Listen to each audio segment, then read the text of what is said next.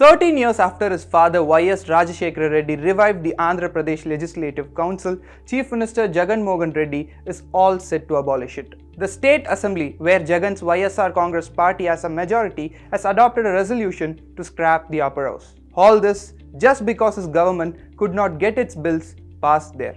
For those who don't know, a Legislative Council is the upper house or Rajya Sabha of the state. While every state has an assembly whose members are elected by the people, only 6 states in the country have legislative councils. Andhra Pradesh is one of them.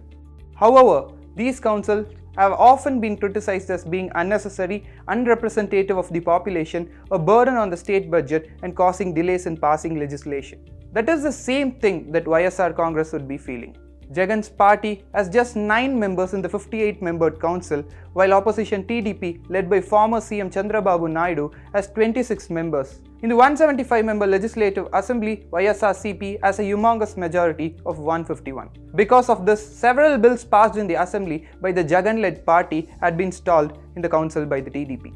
But the tipping point came when TDP obstructed the passage of a bill on new state capitals in the Legislative Council. Through the bill, the YSRCP had sought to have 3 capital cities for Andhra Pradesh: Kurnool, Amaravati and Visakhapatnam. Unlike just Amaravati, that TDP chief Chandrababu Naidu had envisioned and even started building. But with the TDP opposing 3 capitals bill in the upper house, Jagan went for unthinkable clean sweep: do away with the upper house itself, and moved a resolution to this effect. What happens now? The Andhra Pradesh government will send the resolution to the Union Home Ministry, which in turn will draft a bill for the abolition of the house. The bill will need the clearance of Lok Sabha and Rajya Sabha before being approved by the President. But the question is, will the bill get majority in both the houses of the Parliament? While it will easily get cleared in the Lok Sabha, where the majority is held by YSRCP's good friend BJP, the possibility is a little unlikely in Rajya Sabha. However, it can still be done, as we have seen in the past how the BJP passed bills after bills in Rajya Sabha despite not having majority.